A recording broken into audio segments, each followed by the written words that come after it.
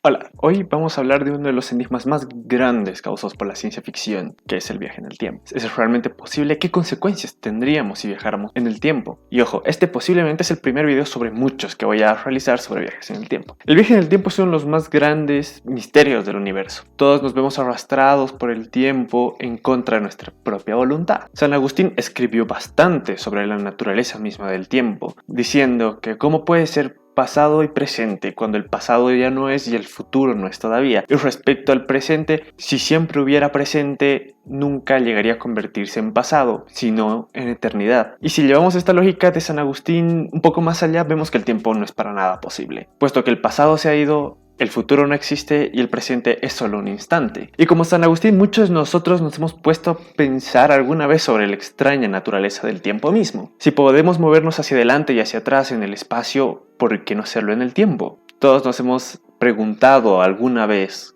qué nos depara el futuro. Y los humanos tenemos un tiempo de vida muy finito, pero somos muy curiosos sobre los sucesos que puedan pasar después de que nosotros hayamos desaparecido. Además, el viaje en el tiempo es un ingrediente muy importante en muchas de las historias que hemos imaginado a lo largo de la historia, obviamente. Desde hace algunos siglos con mucha más frecuencia. Incluso vemos el viaje en el tiempo en las novelas de Charles Dickens. En Un cuento de Navidad, aquella historia donde Ebenezer Scrooge es visitado por tres fantasmas, los fantasmas de las navidades pasadas, presentes y futuras, donde el protagonista es transportado al pasado y al futuro para ser testigo de cómo era el mundo antes del presente y cómo será después de su muerte. El viaje en el tiempo también se ha convertido en un ingrediente muy regular en la ciencia ficción, desde Star Trek, algunas historias de Flash, Los Vengadores, los X-Men, Terminator, muchísimas historias. Pero desde la expectativa científica, el viaje era imposible para el universo de Newton, donde el tiempo se movía como una flecha. Una vez disparado, no podía desviarse de su pasado, pero tampoco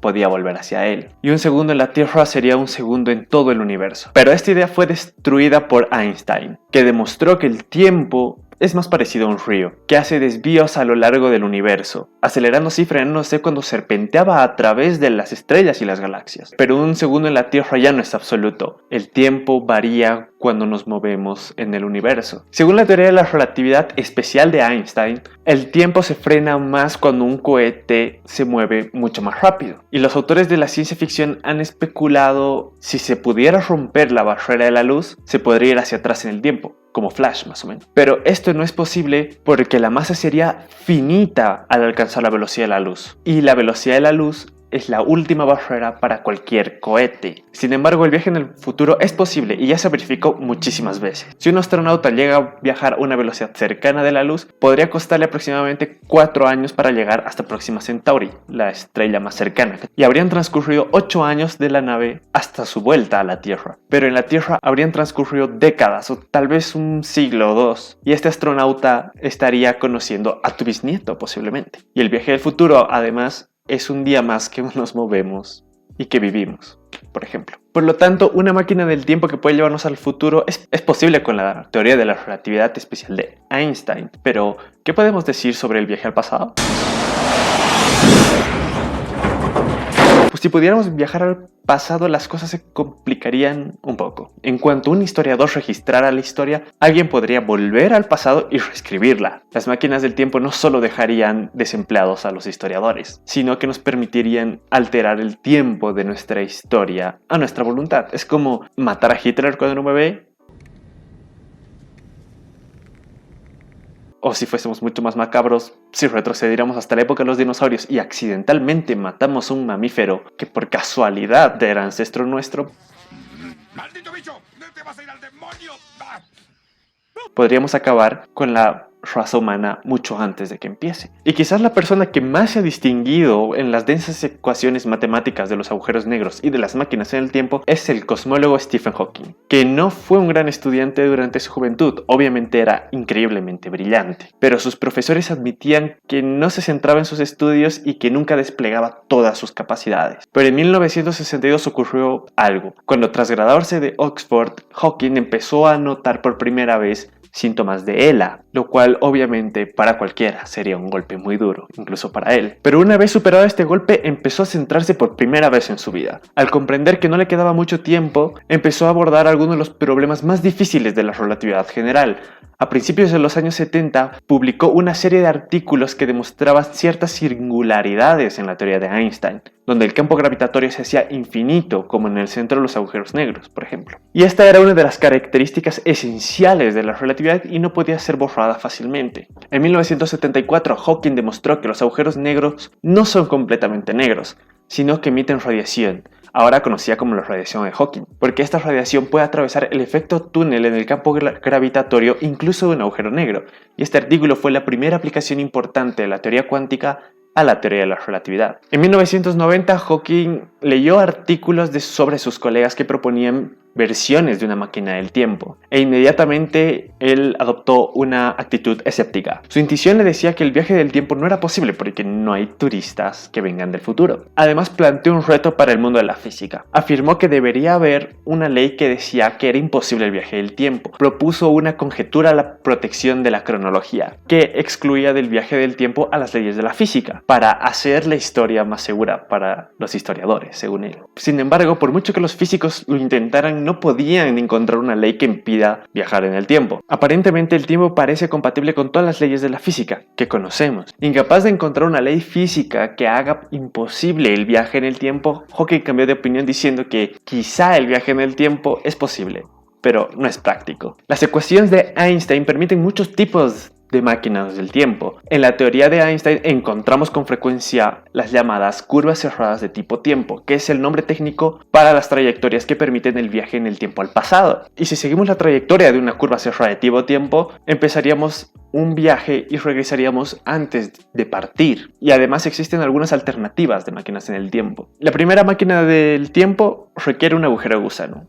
Hay muchas soluciones a las ecuaciones de Einstein que conectan dos puntos diferentes del espacio en forma de un hipotético agujero de gusano. Puesto que el espacio y el tiempo están íntimamente entretejidos en la teoría de la relatividad, este mismo agujero de gusano puede conectar dos puntos en el tiempo. Al caer en un agujero de gusano, uno podría ir al pasado, al menos matemáticamente hablando. Es concebible entonces que uno pueda viajar al punto de partida original y encontrarse consigo mismo antes de salir. Pero esto solo sería un viaje de ida porque es un viaje de una sola dirección. Solo podríamos ir al pasado y no podríamos volver. Otra máquina del tiempo implica un movimiento en rotación. En 1949 el matemático Kurt Gödel encontró la primera solución a las ecuaciones de Einstein que implica un viaje en el tiempo. Si el universo gira, entonces si viajamos alrededor del universo con una suficiente rapidez, podríamos encontrarnos con nosotros mismos antes de salir. Entonces un viaje alrededor del universo es un viaje al pasado también. Cuando los astrónomos visitaban el Instituto de Estudios Avanzados, Gödel les preguntaba si alguna vez habían encontrado pruebas de que el universo estaba girando, pero quedó bastante decepcionado cuando les respondieron que había una clara evidencia de que el universo estaba en expansión y no giraba. Pero el diseño más prometedor de una máquina en el tiempo es un agujero de gusano practicable. Son máquinas que consistirían en dos cámaras. Cada una de ellas consistiría en dos esferas concéntricas muy cerca la una de la otra. Implosionando una esfera exterior, las dos esferas producirían un efecto Casimir, de lo que ya hablamos en un anterior video, que te lo dejo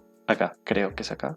Acá, bueno, acá arriba. Sigamos. Y con el efecto Casimir, con ello producirían energía negativa. Luego tomamos la primera cámara y la enviamos al espacio a velocidades muy cercanas a la velocidad de la luz. Ahora, los relojes de las cámaras marchan a tiempos diferentes en las mismas debido a la dilatación temporal. Y además están conectadas por un agujero de gusano y atravesando estas cámaras podríamos viajar al pasado. El problema es que un agujero de gusano tal vez sea muy pequeño, mucho más pequeño que un átomo, y tal vez las placas tengan que ser estrujadas a una distancia como la longitud de Planck para crear la suficiente energía negativa. Además, uno solamente podría ir hasta el punto en el que se construyeron las cámaras, no podríamos ir más atrás de ella. Pero suponiendo que solucionamos todos esos problemas, el viaje del tiempo plantea otro tipo de problemas, tanto técnicos como sociales. ¿Qué pasaría si alguien casado viaja al pasado y se casa con otra persona? ¿Podríamos acusarlo de bigamia? ¿O qué pasaría si un viajero en el tiempo me agrede? ¿Cómo identificaríamos a la persona para sentar nuestra denuncia si aún no existe esa persona? ¿Y qué tanto podemos viajar en el tiempo? ¿Existen límites para viajar en el tiempo? ¿Qué tan adelante o qué tan atrás podemos viajar? Ahora, como buen libro de matemáticas, dejamos esta demostración a consideración del lector. Tal vez lo hablemos en otro video porque este se va a hacer muchísimo más largo. Pero tal vez los problemas en el viaje en el tiempo más complicados son las paradojas lógicas, como la paradoja del abuelo. Supongamos que fabrico una máquina para matar a mi abuelo antes de que nazca mi padre. Voy al pasado a matar a mi abuelo, por ende no nace mi padre, por ende no nazco yo. Por ende nadie viaja al pasado a matar a mi abuelo, por ende nace mi padre, por ende nazco yo, por ende creo una máquina para matar a mi abuelo. Y así,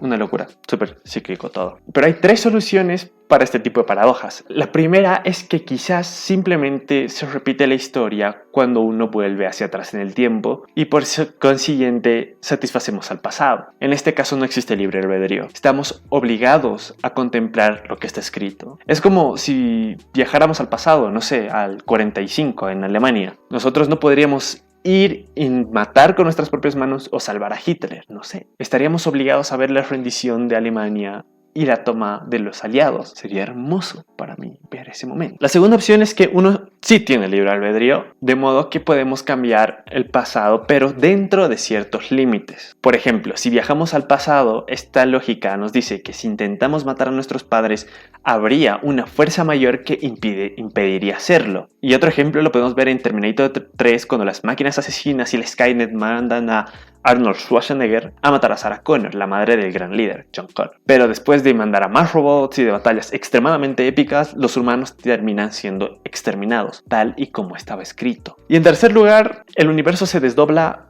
en 2 universos, como en Dragon Ball cuando Trunks viene del futuro, o en Los Vengadores Endgame, donde viajan al pasado, cambian algo y se abre otra línea temporal. Y bueno, no voy a explicar más porque seguramente has visto Dragon Ball o Los Vengadores alguna vez. Y si no, míralas, están entretenidas. Para viajar en el tiempo en un agujero de gusano también tenemos que conocer la física de un horizonte de sucesos, que es donde la teoría de Einstein falla. Para entender el horizonte de sucesos necesitaríamos una teoría del todo, donde la relatividad y la cuántica se den la mano, donde todas las fuerzas sean una, y la teoría del todo respondería a nuestras más grandes inquietudes. Muchos han intentado encontrarla y no lo han logrado. Una teoría del todo sería revolucionaria en todo aspecto, porque cambiaría todo lo que conocemos y conocimos.